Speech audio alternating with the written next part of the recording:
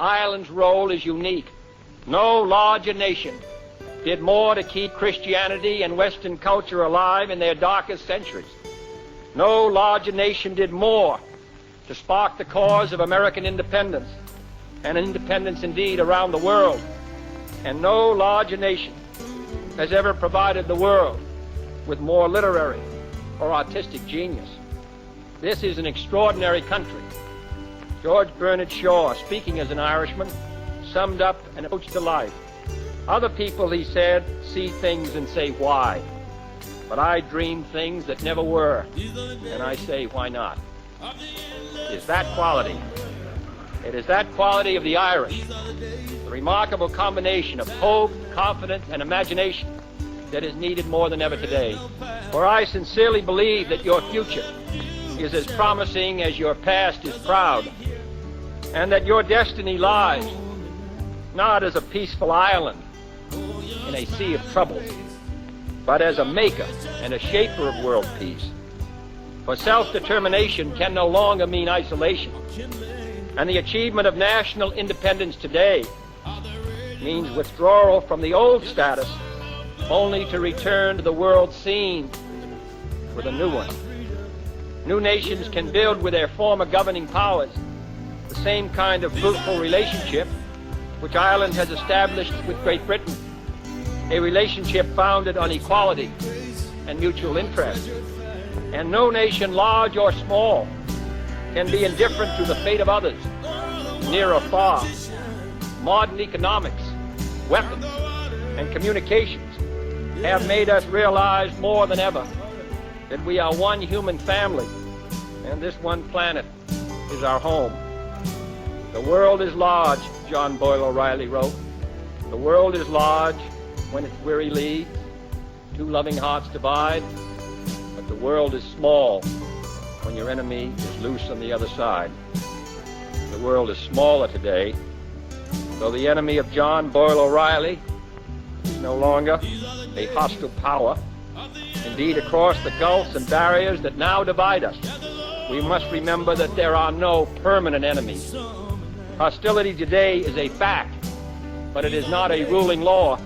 The supreme reality of our time is our indivisibility as children of God and the common vulnerability of this planet.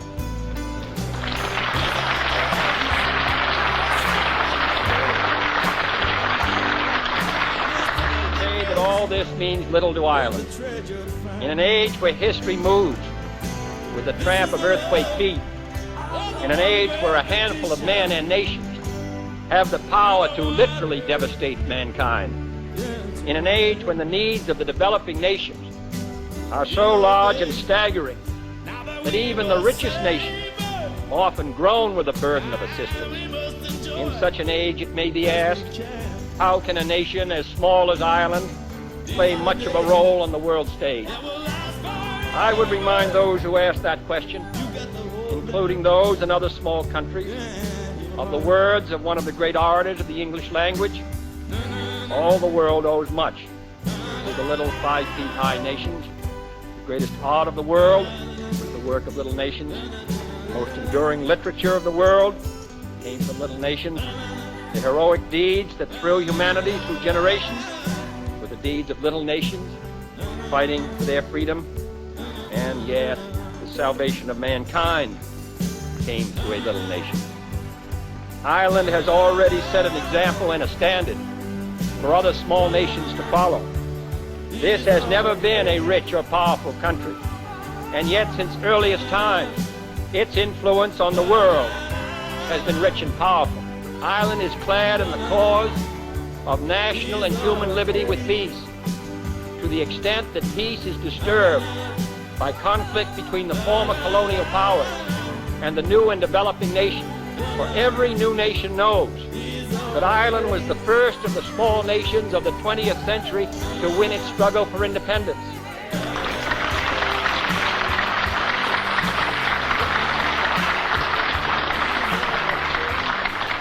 And that the Irish have traditionally sent their doctors and technicians and soldiers and priests to help other lands keep liberty alive.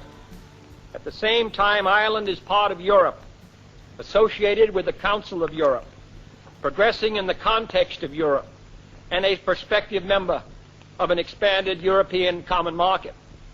Thus, Ireland has excellent relations with both the old and the new, the confidence of both sides, and an opportunity to act where the actions of greater powers might be looked upon with suspicion.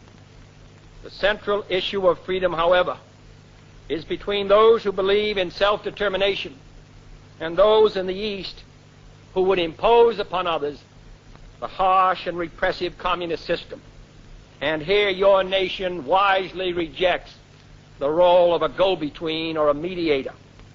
Ireland pursues an independent course in foreign policy, but it is not neutral between liberty and tyranny, and never will be.